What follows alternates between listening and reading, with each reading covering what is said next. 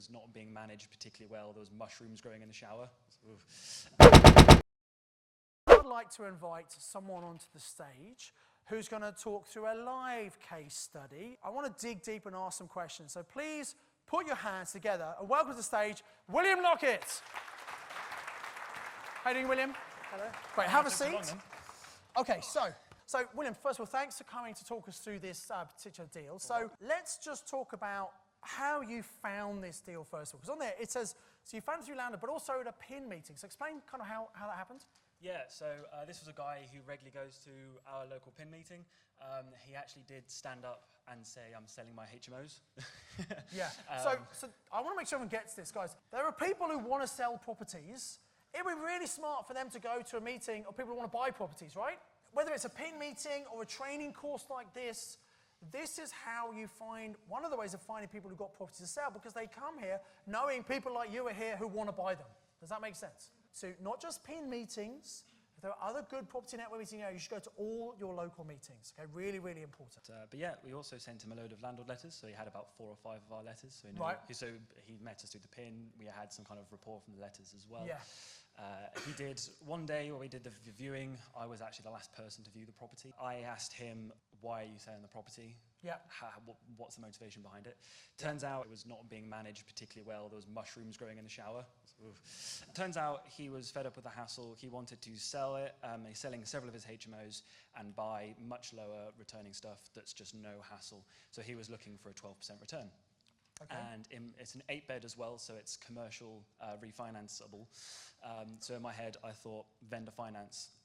So that's where they basically gift you the money to buy it and do it up.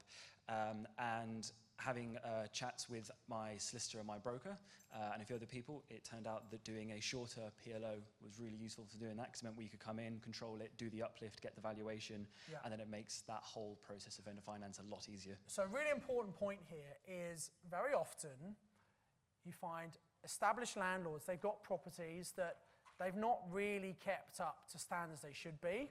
They've not kept the rents up as much as they should be. The value isn't as much because they've not looked after it. And you can come in and you can spend some money, you can add some money. You're not spending a lot of money here, maybe 30K? No. Yeah, it actually came in slightly under 30K. And we do lease an awful lot of stuff in the property as well. To so furniture you can lease as well. You don't have to put it in, Half that kitchen's leased. The paint's leased. It's yeah. So, because we do a lot of rent-to-rents as well, and so some of our rent-to-rents have only got $2,000 left in them. Yeah. Even though it was like a fairly hefty refurb, so we're used to, it was almost no money to refurb it. Fantastic. Okay.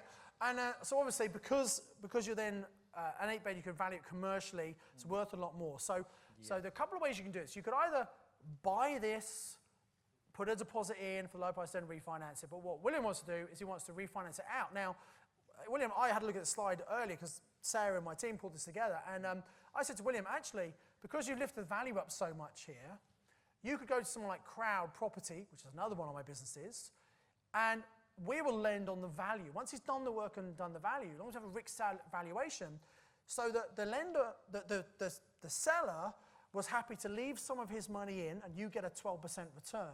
Yep. Give him a 12% return on his money, which is very good, right?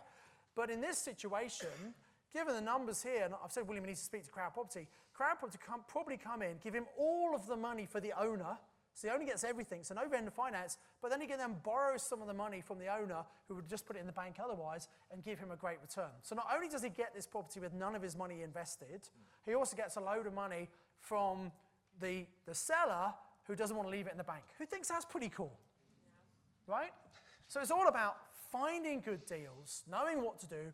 There were other people interested, and you just really focused on what he wanted and found what's going to work best for him. Yeah, I mean, a lot of people are putting in just silly offers left and right, just looking to buy it. And this way just made it so much easier for everybody. Yeah.